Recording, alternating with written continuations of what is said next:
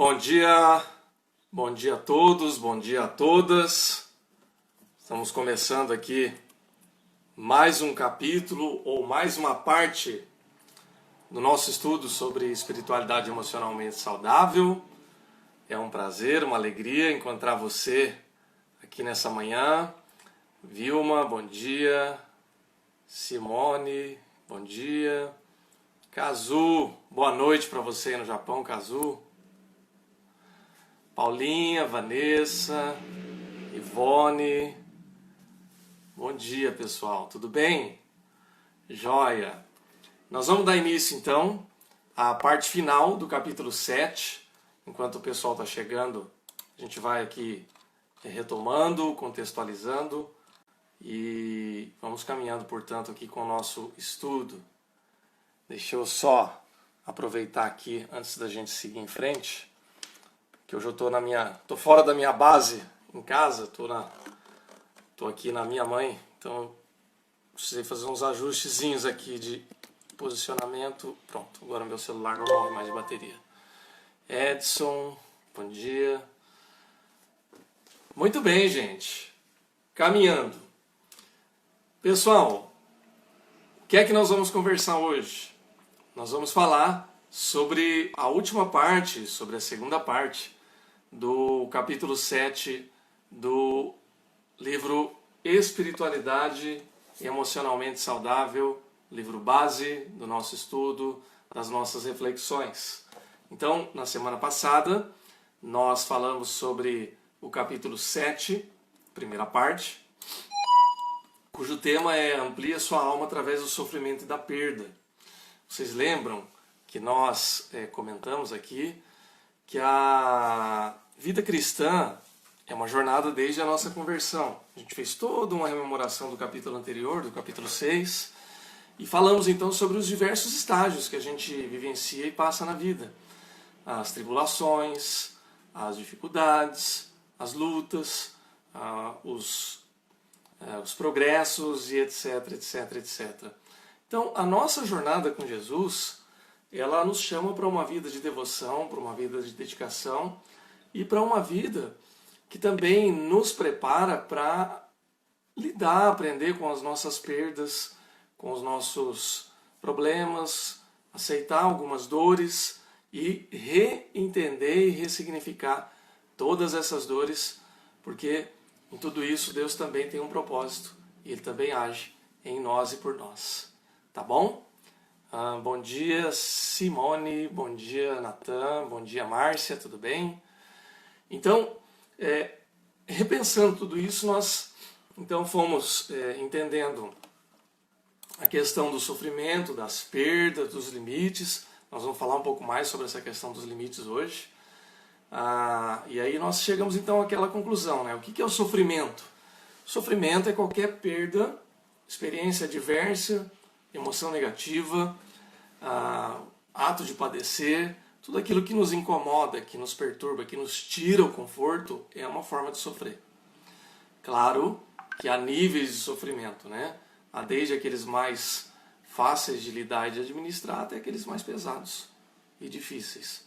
E a vida, quem já viveu alguns anos aí, a gente sabe como a vida ela tem essas coisas aí que trazem pra gente. Ok? Então, todos nós temos limites, todos nós que temos coisas que a gente quer, que a gente alcança e coisas que a gente não alcança. Todos nós temos coisas que a gente quer fazer, que a gente pode, e coisas que a gente não pode fazer.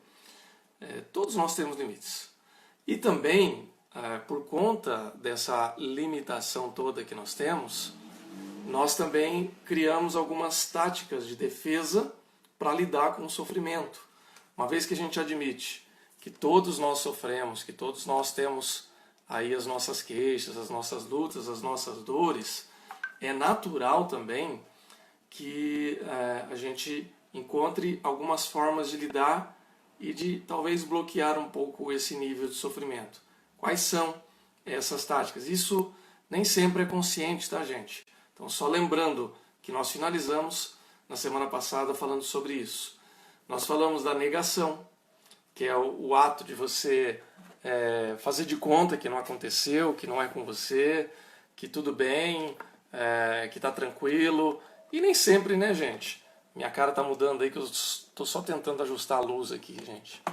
Eu vou falando aqui enquanto eu vou fazendo na prática aqui. Não sei se vai ficar melhor, mas vamos tentando. Eu não sei se está melhor, mas pelo menos aqui na imagem que eu tenho do celular parece que ficou um pouco mais claro. Bom, vamos em frente. Tá bom? Tem uma certa lataria aqui que não tem muito o que fazer, viu, gente? Já veio de fábrica. Então não tem luz que resolve. Mas vamos lá. Então, a negação é uma forma de a gente bloquear um pouco da nossa dor. E veja, eu quero lembrar mais uma vez, toda a tática ela é uma forma de sobrevivência. Então eu não estou dizendo que isso não seja legítimo ou que você não possa vivenciar isso em algum momento. Todos nós, em certa medida, a gente faz isso. O problema é usar essas defesas de sofrimento constantemente sem fazer uma autoanálise, sem fazer uma leitura da nossa própria vida, da nossa própria realidade, para poder corrigir esses problemas, ou pelo menos aprender a lidar com eles. Tá? Então, passando rapidamente. Bom dia, Matheus. O Natan está falando que tá bom, melhorou a claridade. Então tá bom, Natan. Vou confiar aí no seu... Você é fotógrafo, né, de iluminação, você conhece bem. Então, obrigado pelo feedback. Então, essa questão de defesa do sofrimento. Então, é a negação. É o minimizar. Ou seja, não é tudo isso, tal. É culpar os outros. É você saber que você tem responsabilidade naquela questão, mas você nunca tem. Então, assim, a culpa sempre é do outro. E não necessariamente. Às vezes o outro tem a sua parcela de culpa, sim, mas ninguém erra sozinho, né? Precisa ou da sua permissão ou da sua ação intencional para as coisas darem errado. Ou o oposto, trazer toda a culpa para si. Então, eu sou culpado por tudo, a culpa é minha, ninguém gosta de mim, não, porque eu que faço errado mesmo. Gente, quero lembrar o que eu já falei semana passada sobre essa coisa de trazer a culpa toda para si. Primeiro, que do mesmo jeito que o outro não é culpado de tudo, eu também não sou culpado de tudo. Né? Existem aí parcelas de responsabilidades. Nós temos que assumir a nossa, obviamente. Mas se eu achar que eu sou culpado de tudo, além de eu trazer um problema emocional grave para mim, porque eu começo a ficar inseguro, eu começo a ficar sem coragem de fazer as coisas, porque eu acho que tudo que eu vou fazer vai dar errado. Então isso é um problema. E é um problema também até de entendimento das coisas. Se eu achar que eu sou culpado de tudo, significa que eu sou responsável por tudo. E se eu acho que eu sou responsável por tudo, significa também que o universo gira em torno do meu umbigo. Ora, se eu sou responsável por tudo, então o universo todo está centrado em mim. E a gente sabe que não é assim, né, gente? Então, fique esperto.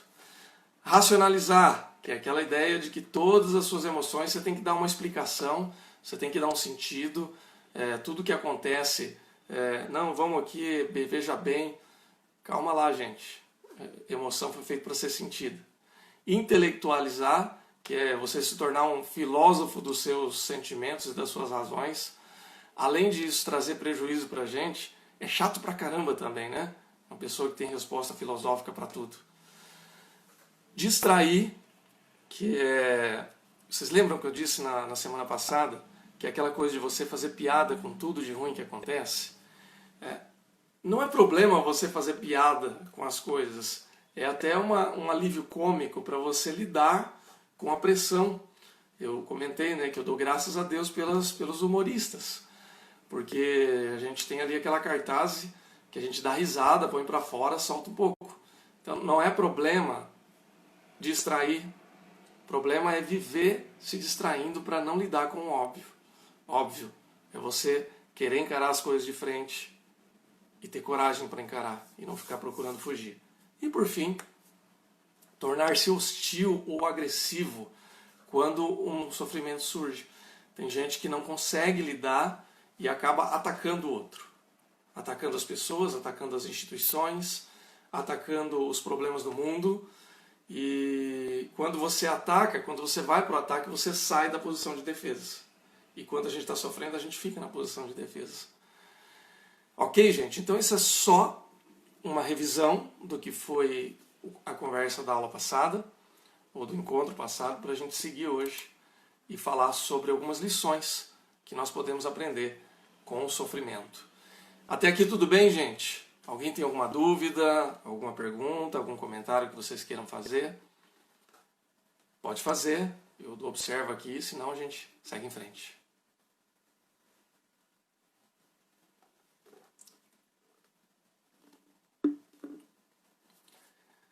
Tudo bem?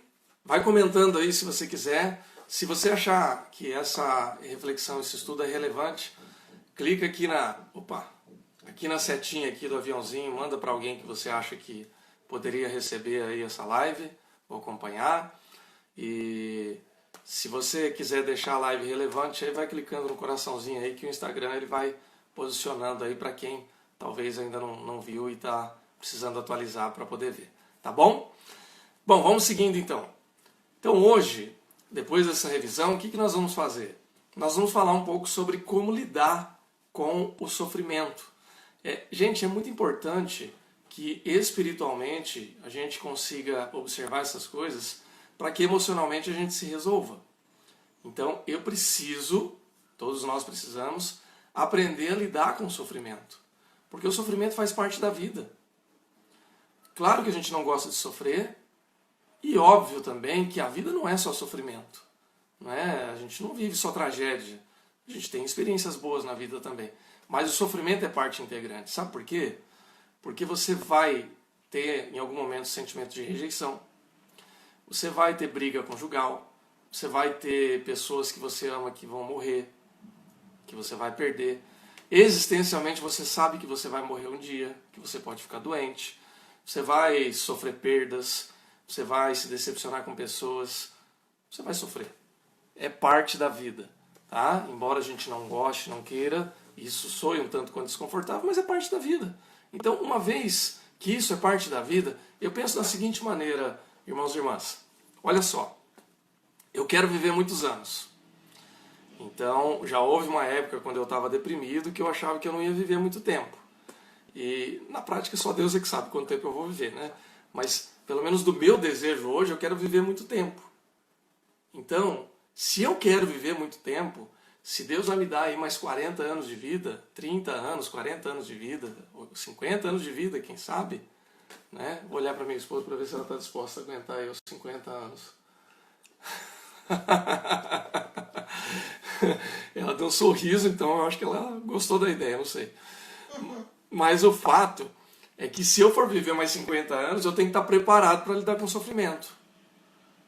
Porque se eu viver mais 30, 40 ou 50 anos, significa que nesse período eu vou ver muita gente que eu amo partir. Significa que eu vou ficar doente muitas vezes.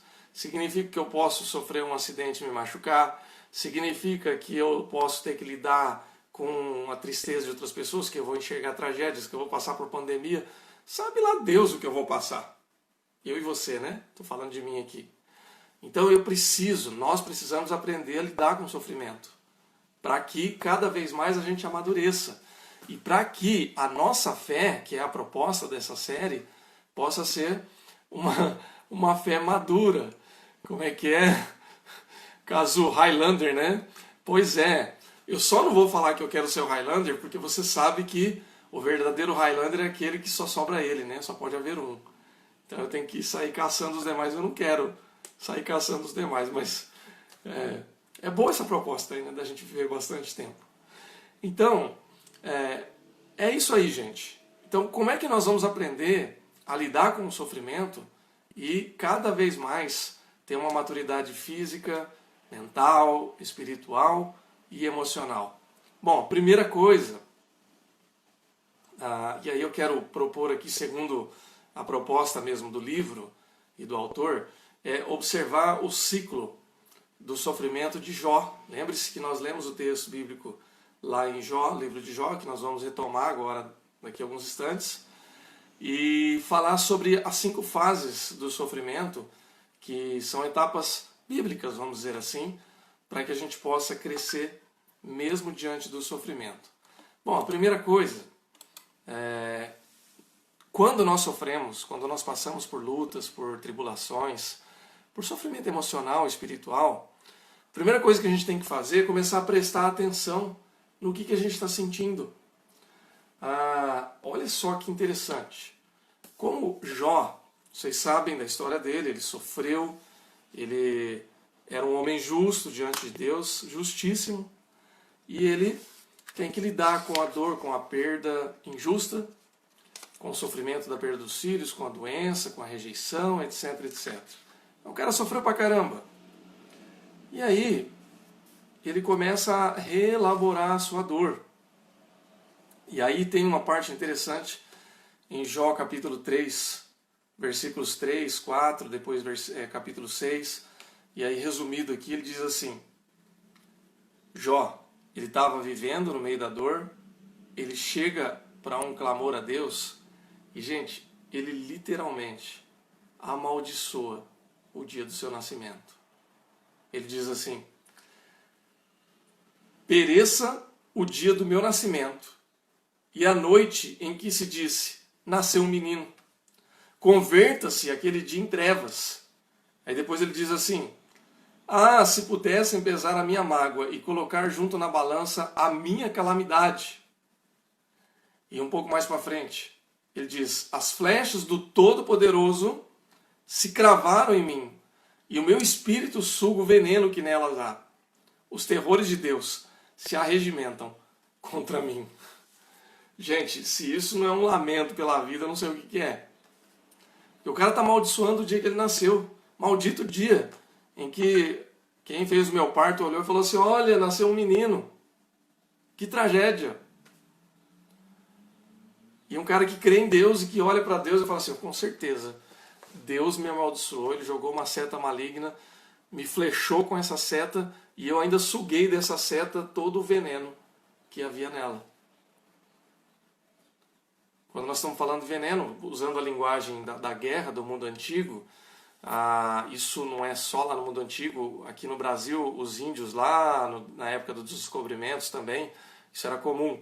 Eles colocavam veneno na ponta das flechas e dos dardos, porque se a pessoa não morresse ali na flechada, ela morria envenenada. Então era muito mais eficiente. Então essa é a expressão que Jó usa. Se Deus não me matou de flechada, ele vai me matar envenenado. Essa era a lógica, gente. Não era a lógica racional de você olhar, analisar. Era a lógica do sentimento. Era a lógica das emoções.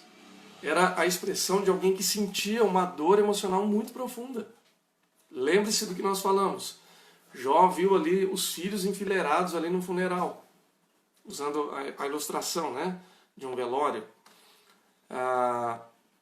Viu seus amigos amaldiçoando ele. Viu toda a sua riqueza ir embora da noite para o dia. E viu sua saúde ser totalmente deteriorada. Então, nós estamos falando de sofrimento extremo. Aí você entenda como você quiser. O que é sofrimento para você?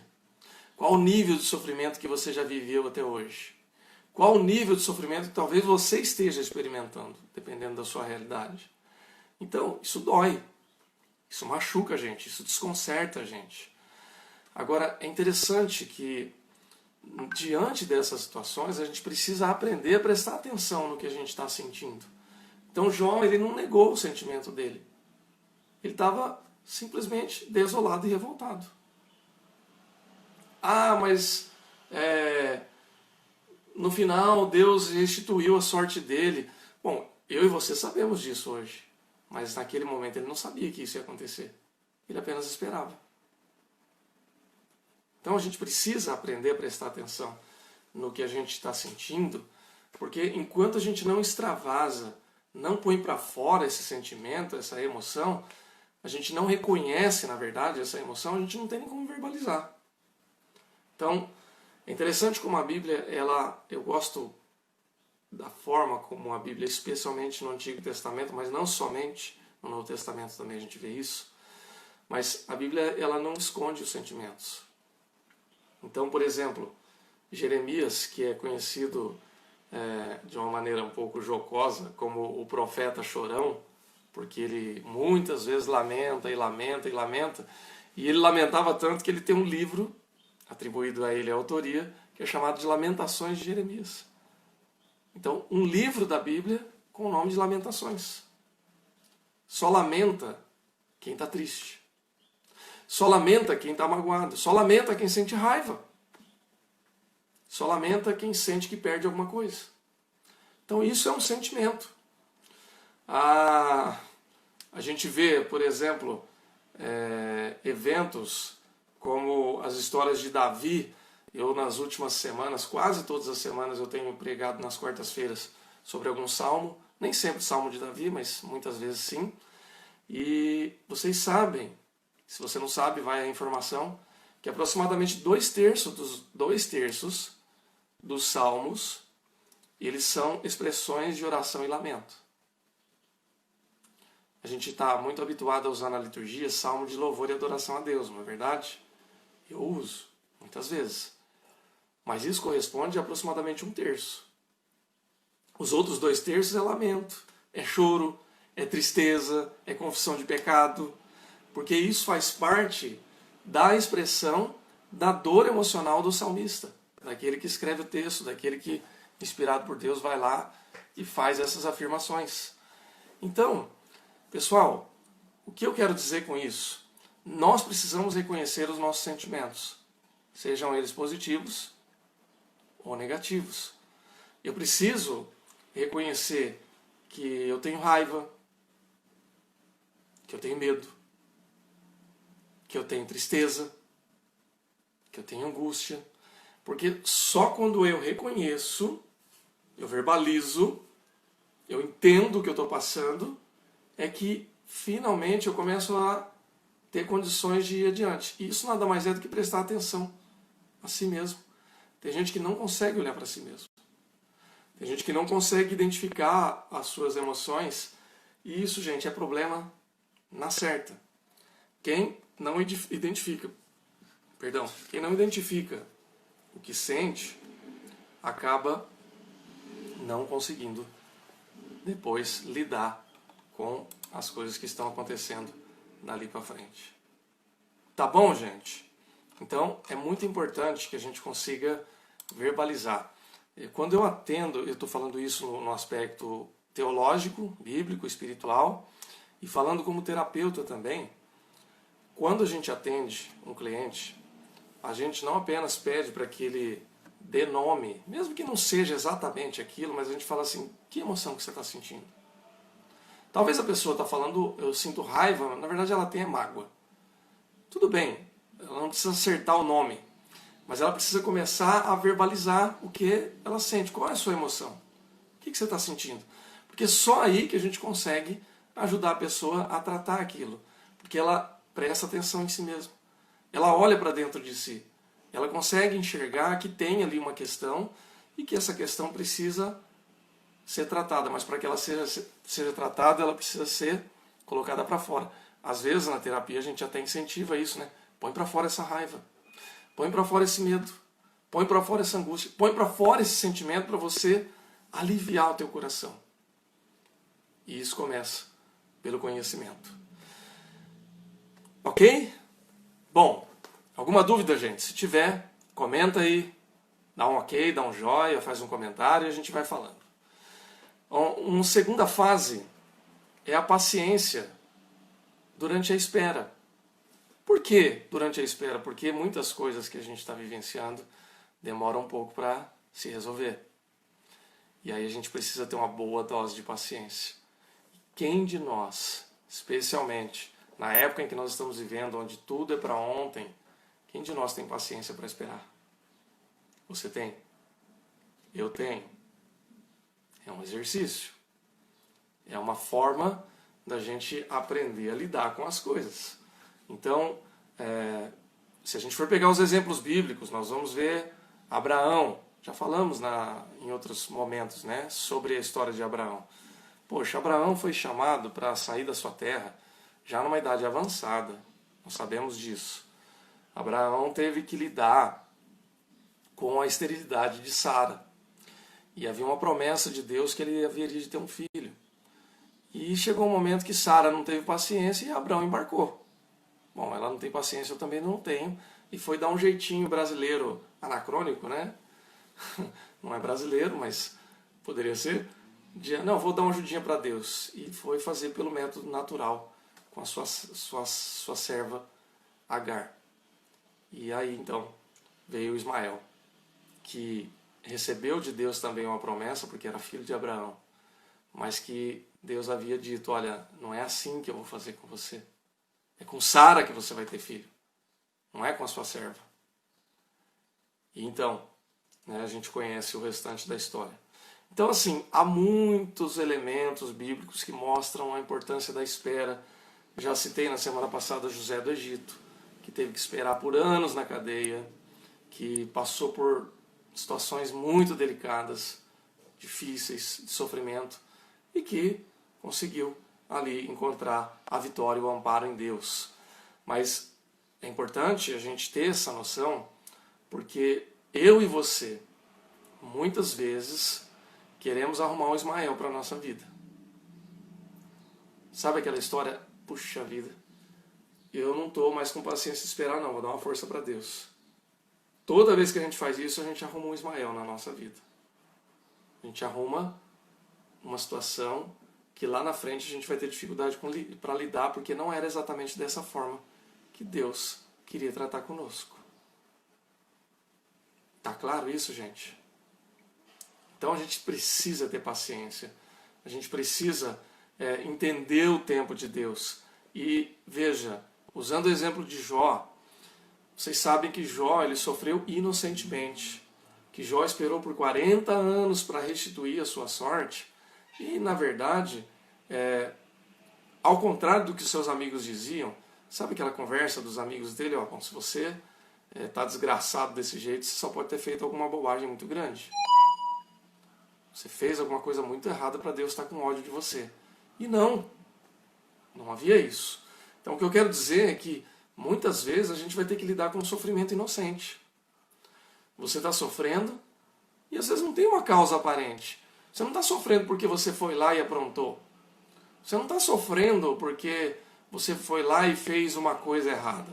Eu tenho um amigo pastor que ele, algum tempo atrás, ele teve um acidente automobilístico. E ele não se machucou, graças a Deus, mas a pessoa que bateu no carro dele fez um estrago. Essa pessoa estava alcoolizada. E ficou naquela, né? E agora, o que eu vou fazer? A pessoa que bateu no carro dele não tinha a menor possibilidade de pagar o conserto. E, graças a Deus, esse pastor tinha seguro do carro e tal. Mas, gente, vocês sabem que franquia de carro, de seguro, também não é barato. Especialmente se o carro tiver um valor mais elevado, que era o caso desse pastor. Então, qual o prejuízo? Ele ficou com prejuízo. Eu pago a franquia do meu seguro, meu carro vai ser consertado, mas eu vou ter que assumir essa perda. É justo isso? Poxa, teoricamente não. Quem bateu, quem está alcoolizado, quem fez a bobagem que deveria assumir a culpa. Mas nem sempre isso acontece. E veja, eu estou falando de uma situação perfeitamente fácil de resolver. Porque perda financeira a gente recupera. O problema é quando você tem alguém que morre, ou que se machuca, ou que tem um dano físico permanente. Mas, gente, essas coisas, infelizmente, também acontecem. O sofrimento inocente, por mais injusto que seja, ele é real. Agora, mesmo que isso venha acontecer conosco, ainda assim a gente tem que aprender a esperar o tempo de Deus. E eu sei que isso demanda paciência, mas é necessário. Veja que Jó esperou muito tempo, quando as pessoas à sua volta desistiram. Desistiram de esperar junto com ele e desistiram dele também. Até que então ele se encontra com Deus e as coisas se resolvem. Gente, eu estou falando que isso é importante porque essa questão, muitas vezes, é uma das questões mais difíceis de entender, tanto no mundo secular quanto no mundo eclesiástico, espiritual, como quer que você queira chamar. Tem muita gente que diz assim, de uma maneira equivocada e infeliz, que se a pessoa está passando por um sofrimento muito grande, provavelmente é porque ela fez alguma coisa de errado. Ou então não está fazendo o certo. Ah, você não está orando o suficiente, você não está jejuando, você não está lendo a Bíblia, você não tem fé, você tem algum pecado encoberto. Gente, isso é legalismo, viu? A Bíblia não incentiva a gente a ter esse tipo de pensamento, não. É uma ótica legalista e uma ótica equivocada e burra das coisas. Me perdoa o burro, mas é verdade. Por exemplo, você vai conversar com uma pessoa que é cristã e que tem ou está com depressão. Eu já ouvi tanta bobagem. Gente chegar e falar assim, você devia orar mais. Mas e a sua fé? Você não tem fé suficiente? Vai ler mais a Bíblia. Poxa vida, confia mais em Deus. Caramba! Quem falou que essa pessoa não confia em Deus? Pode ser que haja alguém que não confie, sim. Nem todo mundo é crente, nem todo mundo é fervoroso, nem todo mundo teve uma experiência com Cristo. Mas e os que têm? Como é que faz? Então, são comentários que às vezes mais atrapalham do que ajudam. Mas o fato é que, de uma forma ou de outra, quem espera tem que aprender a ter paciência e confiar no Senhor. Porque cedo ou tarde. E na verdade com Deus nunca tem tarde. Com Deus tem o tempo certo. E aí então, as coisas acontecem. E Deus trata, restaura, cura e muda a vida dessa pessoa. Ok, gente? Vamos seguindo. Dúvida, comentário, pode ir postando, comentando aí, faz seu comentário abaixo aí e a gente vai conversando. Bom, aceitar os dons ou o dom dos limites. Usando de uma forma mais curta, aprenda a aceitar os limites da sua vida. É fácil aceitar as nossas limitações? Com certeza não. Criança não aceita, adulto também não aceita.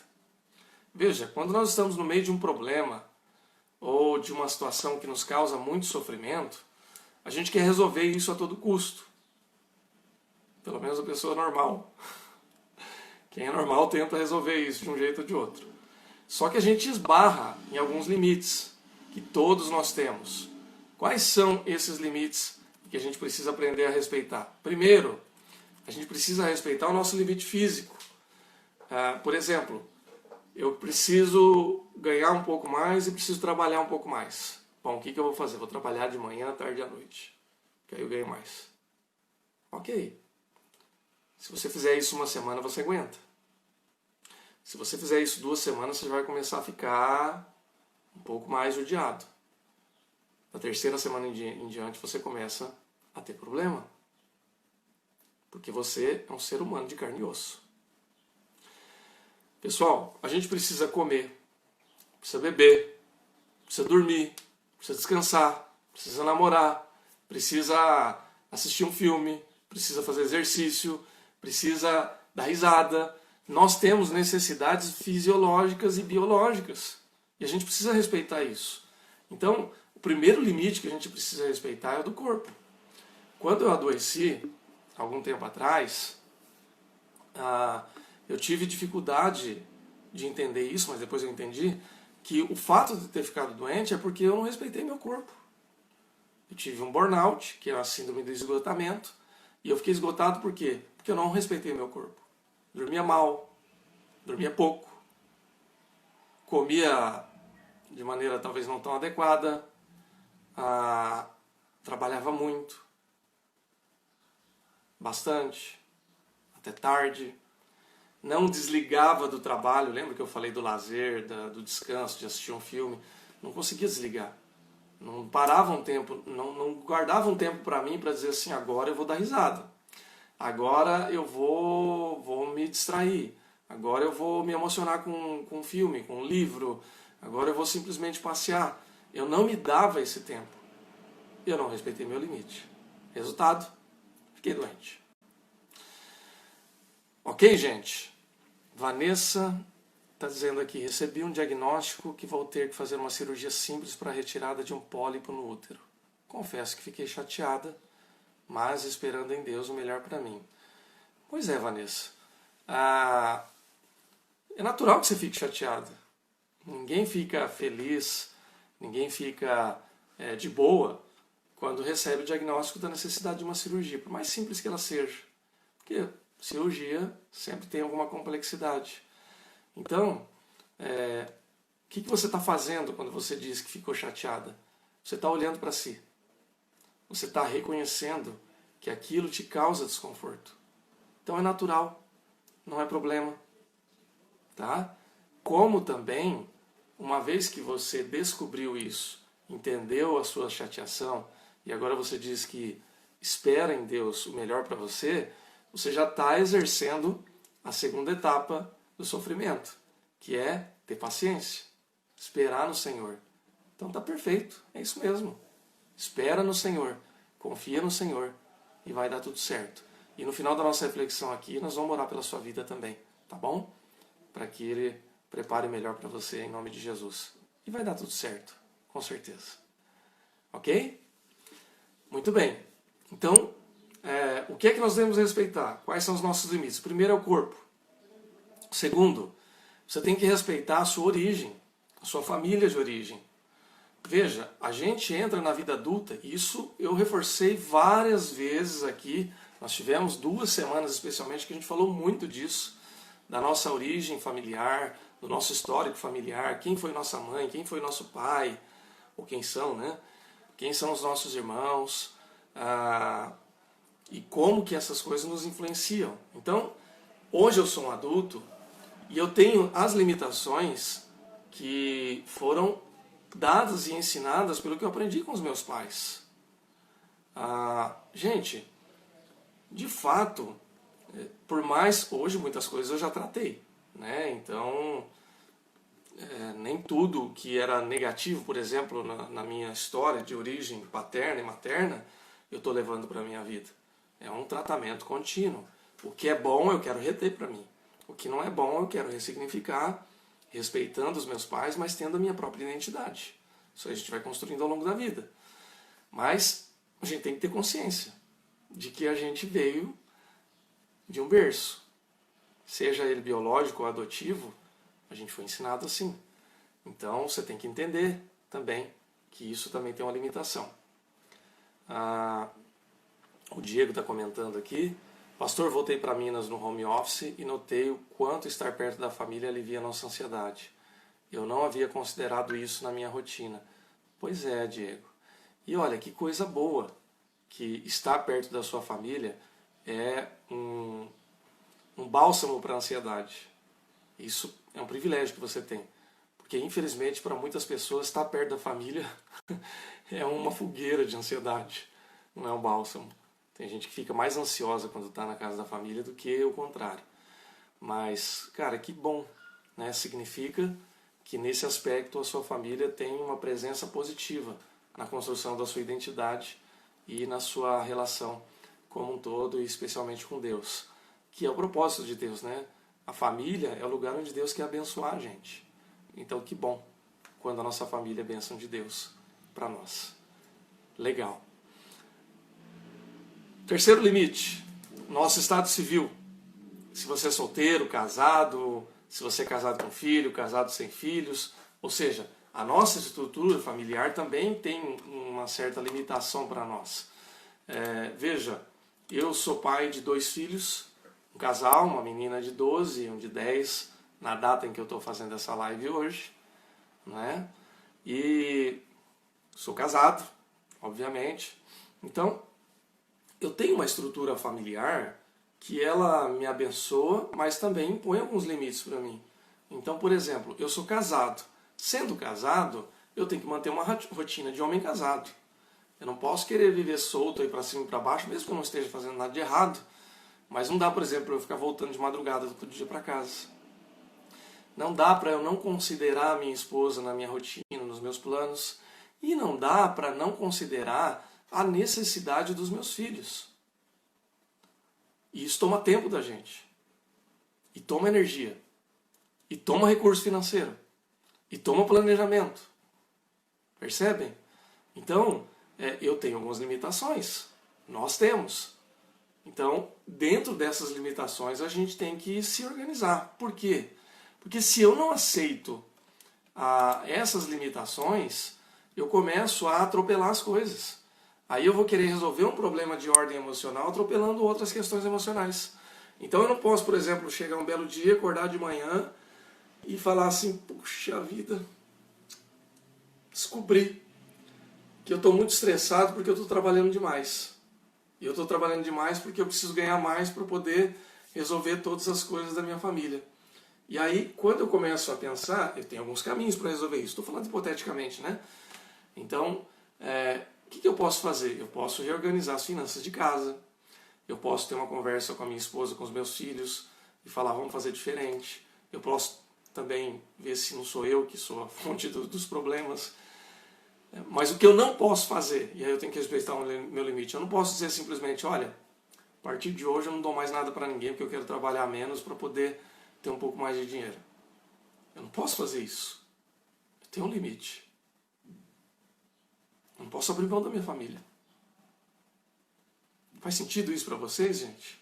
Eu estou usando um exemplo hipotético, mas você pode entender isso de muitas maneiras.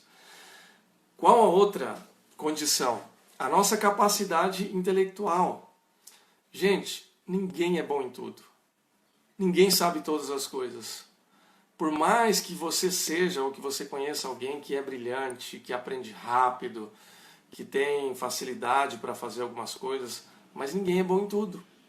Ninguém é perfeito em tudo e ninguém consegue fazer tudo. Eu posso ser muito inteligente e aprender, entender certas coisas, mas em outras coisas eu vou ser um completo leigo. Isso se dá inclusive na esfera emocional. Então, respeite a sua capacidade. Respeite os seus limites. Respeite a sua condição de entender, de compreender e de resolver algumas coisas. E, ainda mais, aproveite para observar os seus limites, para você poder dizer assim, olha, eu preciso da sua ajuda. Eu preciso da sua forma de poder me auxiliar. Então, por exemplo, uma vez que eu não sei tudo, que eu não conheço todas as coisas, eu procuro ajuda de pessoas que me completam nisso. Muitas vezes a ajuda está em casa mesmo. Muitas vezes é minha esposa que vai me ajudar. Muitas vezes é alguém muito próximo da minha família. Muitas vezes é um professor, um pastor, um amigo. E é por isso que a gente vive em comunidade. Tá bom? Qual outro limite? Limite dos talentos e dos dons. Assim como a gente fala da capacidade intelectual, a gente fala dos dons, da capacidade de resolver coisas pelos nossos dons. Então, por exemplo, na Bíblia a gente sabe que só Jesus tem todos os dons. Se você pegar a lista ali de Coríntios, as cartas paulinas, você vai ver que Jesus é o único que tem todos os dons. Nós não. Olha só, vocês já me viram tocando violão, não viram? Eu já fiz culto, estou na escala, esse domingo não, mas no domingo que vem provavelmente seja eu e a Thaís de novo na escala, enquanto a gente estiver fazendo aí pela internet os cultos. Então, eu toco violão, eu canto, mas irmãos, eu reconheço que na igreja tem gente melhor do que eu para fazer isso. Então, eu fico me metendo, pedindo para eu aparecer sempre e tocar? Não. Se precisa, eu faço porque eu aprendi. É um dom que eu tenho, que eu não desenvolvi isso com maestria, mas basicamente o arroz com feijão eu consigo fazer. Então precisa, eu faço. E que bom. Sinto prazer. Sei que de alguma maneira eu consigo também abençoar as pessoas fazendo isso, mas também reconheço que tem gente muito mais capacitada.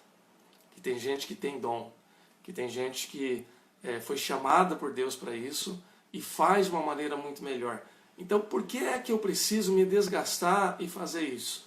Ora, se Deus, por exemplo, Ele me chamou, como eu creio que Ele me chamou, para pregar o Evangelho, para aconselhar pessoas, para administrar e cuidar de uma igreja, se tudo bem, se eu tenho isso como um dom muito importante, latente, de ir lá tocar violão e cantar, óbvio que eu vou fazer como vez por outra eu tenho feito.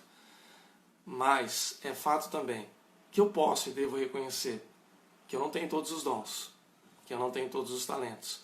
E é na multiplicidade dos dons que a gente se completa. Ok, gente? Bom, muito bem. Nós temos limites materiais também. Então, o nosso nível de recursos materiais também é uma limitação. E, gente, isso muitas vezes causa sofrimento para a gente. Se nós pegarmos, por exemplo, aí a questão da paciência, né, de aceitar os limites, imagine que eu tenho uma enfermidade e que, para eu lidar com essa enfermidade, eu preciso de uma assistência médica específica. Isso eu tenho certeza que você ou vivenciou ou já viu isso acontecer na sua família. O que eu estou dizendo com assistência médica específica? Que ou você vai ter que ter um plano de saúde muito bom, ou você vai ter que pagar por essa assistência. O que no final das contas dá quase no mesmo. E nem sempre a gente tem essa condição. Gente, eu tenho que dar muito, assim, dar graças a Deus, porque boa parte da minha vida eu tive plano de saúde. O que também não resolve tudo, tá, gente? Mas dá uma boa ajuda, com certeza. Mas houve uma época em que eu fiquei sem plano de saúde, e justamente nessa época eu tive uma crise de apendicite aguda. E aí eu precisei ir no hospital público e graças a Deus fui atendido ali com urgência, fiz a cirurgia e Deus providenciou tudo o que eu precisei. Mas, gente, foi difícil, porque foi num período ali que eu tive que aguardar leito, eu estava com tanta dor que eu fiquei deitado na recepção, aí alguém me deu uma bronca e falou, não pode ficar deitado na recepção. Eu falei, então eu vou deitar no chão, porque eu não estou aguentando de dor. Mas na verdade eu estava ali, eles estavam me segurando, por quê? Porque não tinha leito. Se eu tivesse plano de saúde, teria. Mas naquela condição não era possível. Mas assim, graças a Deus tudo se resolveu, mas pode ser que numa outra situação a gente passe por dificuldades. Então eu já vivenciei isso na minha família e já passei por essas situações de ter que viajar para procurar um tratamento fora. E hoje, morando em São Paulo, e o pessoal que está acompanhando a live que mora em São Paulo, a gente tem que se considerar privilegiado, porque na pior das hipóteses você vai pegar um metrô, um ônibus, um trem ou o seu carro para chegar num hospital especialista. Para quem mora fora de São Paulo, às vezes, mesmo tendo recurso, você tem que viajar, você tem que procurar um lugar para ficar, você gasta. O que eu estou querendo dizer com tudo isso? Que a gente tem recurso financeiro limitado. Mesmo diante do sofrimento, das dificuldades, às vezes a gente vai ter que lidar com alguns limites. E aí eu preciso ter paciência. Eu preciso confiar em Deus. Eu preciso esperar no Senhor para que, quem sabe, essa situação possa vir a ser resolvida. Usando o exemplo que eu citei aqui meu, a situação foi resolvida. A gente passou alguns perrengues, eu fiquei 3 dias sem ver minha família, porque eu fiquei num quarto isolado lá, que era o único que tinha, a família não podia ir lá visitar, então muita gente não sabia se eu estava vivo ou morto. Tinha que confiar no que o hospital estava falando. E eu fiquei muito fragilizado também, né? A gente fica fragilizado quando passa por cirurgia. Mas enfim, estou aqui falando com vocês hoje. A gente tem que ter paciência. Tá bom? Nós temos que respeitar também o nosso próprio eu. Né? Eu sou uma pessoa única, eu tenho o meu temperamento, eu tenho a minha personalidade, eu tenho o meu histórico de vida. E eu não sou igual a você, você não é igual a mim. Então, eu não posso querer que você haja como eu ajo. E eu também não posso esperar que eu consiga lidar com as coisas como você lida. Somos diferentes. Somos únicos. Eu, esses dias, postei no meu Stories, aqui no Instagram, um comentário, né, do Will Smith. Eu não sei se foi ele mesmo que fez esse comentário, mas eu gostei porque tem muito a ver com o que eu já aprendi no meu relacionamento com a minha esposa. Quando a gente casou, logo no início, e às vezes eu tinha um pouco de dificuldade de ver ela lidando de uma forma diferente com situações. Ela é de uma personalidade mais extrovertida, eu sou mais reservado, pode não parecer, né? Mas pelo menos no temperamento eu sou. É que eu gosto de conversar bastante, né? Mas são formas diferentes de lidar com as coisas. E às vezes eu ficava um pouco incomodado com a maneira como ela lidava com as coisas. Por quê? Porque sendo extrovertida, geralmente quem é extrovertido, vou olhar aqui para a carinha dela aqui, quem é mais extrovertido é um pouco mais espalhafatoso, né? Tá entendendo, hein? Voltei, gente. Deu uma quedinha aqui, desculpa. Bom, voltando aqui então ao raciocínio. A gente que é mais reservado, mais tímido, mais vergonhoso, quando alguém do nosso lado começa a agir de uma maneira mais extrovertida, mais espalhafatosa, a tendência nossa é querer se esconder num buraco. E, gente, quem disse que a forma dela lidar com as coisas está errada? Não está errada, é só o jeito dela. E funciona também. O comentário do Will Smith que eu tinha falado antes de dar a quedinha aqui, é que o Will Smith, ele falou o seguinte: gente, 2 mais 7 é igual a 9. Mas 5 mais 4 também é igual a 9. Então, o fato da soma ser diferente não significa que o resultado não vai ser o mesmo. A forma de outra pessoa lidar com a situação... A Ale está perguntando aqui se foi uma queda ou se foi a ação da Thaís. Não, gente, foi queda mesmo, viu? O poder da minha mente. Poder mental da Thaís que me fulminou aqui. Ela está rindo disso agora. Então, não significa que seja inadequado. É só a forma dela. Eu tenho a minha maneira de lidar. Outra pessoa tem outro jeito. Cada um se resolve do seu jeito. E a gente segue em frente. Precisamos respeitar também o nosso tempo. A gente tem uma vida para viver, um trabalho para lidar. Meu amigo Jonas está aqui, o pastor Jonas. Ô Jonas, obrigado pela sua presença. Não sabe como eu sinto honrado por você estar aqui conosco, né? Participando aqui. É isso aí, né, Jonas? A gente que é mais tímido, né? Você tem um temperamento aí parecido com o meu, pelo menos eu acho. A gente tem que lidar com essas coisas. É isso mesmo, Ale. Foi no seu Insta. Inclusive eu compartilhei. Obrigado por lembrar. Tá vendo como você me ajudou? Eu tô olhando o que vocês estão postando aí, viu? E se eu acho legal, eu reposto mesmo. Mas eu dei o crédito, viu? Quando eu reposto, já vai ali o seu linkzinho junto. É isso aí, Ale. É bem isso mesmo. A gente aprende, né, observando essas coisas. Então, nós temos a limitação do tempo, né? Você só tem uma vida para viver, viu, gente? A gente só tem essa vida. Então não fica adiando muitas coisas também, não. Porque depois passou essa vida, acabou. Depois é na glória com Deus. E que bom, né? Que a gente tem a glória para viver. Mas nós temos que respeitar o nosso tempo. Então, assim, eu não vou resolver todas as coisas de uma vez, por quê? Porque eu também tenho que trabalhar, eu tenho que cuidar da igreja, eu tenho que cuidar das minhas coisas, eu tenho que ser marido, eu tenho que ser pai, eu tenho que ser filho. Então, nós não temos uma responsabilidade só. Nós temos várias e a gente tem que seguir em frente e aos poucos a gente vai lidando e vamos respeitando o nosso tempo. E por fim, nós precisamos entender a realidade. Temos que ser honestos e realistas com a realidade dos relacionamentos. Nós não vamos encontrar relacionamentos perfeitos aqui na Terra. Sua esposa vai te decepcionar, o teu marido vai te decepcionar em algum momento. Os teus filhos vão te dar dor de cabeça. Os teus pais vão se revelar talvez não tão perfeitos. A igreja, muitas vezes, a igreja, quando eu falo corpo, né, as pessoas vão pisar na bola com você. E é assim que é a vida. O único que nunca vai decepcionar a gente é Jesus. Os demais vão correr o risco de te decepcionar e você está correndo o grande risco, real risco, de decepcionar outras pessoas. Eu já decepcionei. Eu já pisei na bola com a minha mãe, eu já magoei minha esposa, eu já desapontei os meus filhos, eu já pisei na bola com não cumprir expectativas da igreja. E, gente, é assim. É assim. Então eu vou me acomodar com isso? Não, não vou me acomodar. Eu não vou deixar de esperar o melhor das pessoas e nem vou deixar de me esforçar para oferecer o melhor para as pessoas. No entanto, eu tenho que estar consciente de que há um limite, que a realidade é essa. Eu vou esperar o melhor das pessoas. E quando as pessoas não me derem o melhor?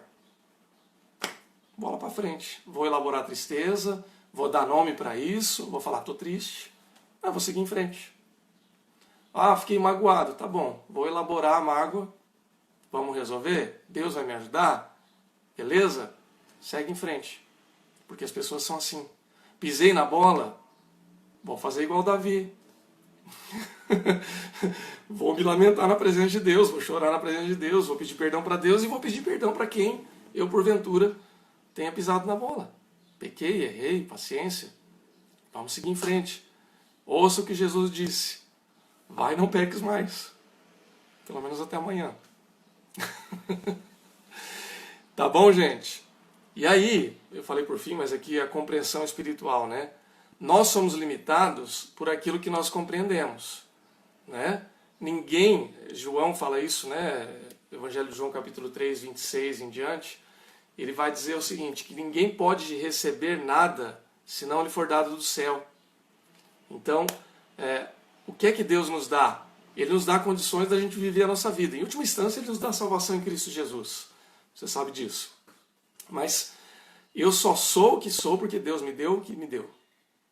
Se eu me acho inteligente, eu me acho um pouquinho inteligente. Mas, sem querer ser soberbo, mas eu só tenho um nível de inteligência porque Deus me deu. Né? Se eu nasci assim, ou se eu me desenvolvi assim, é porque Deus permitiu. Se eu tenho uma família abençoada hoje, foi Deus quem me deu. Se eu tenho um ministério hoje, foi Deus quem me deu, Ele que me chamou. Se eu tenho amigos hoje, foi Deus quem me proporcionou. Então, gente, esse é o limite espiritual que a gente tem. Se eu não tenho algo ainda, que talvez eu possa ter, ou talvez eu nunca vou ter, é porque Deus ainda não me deu.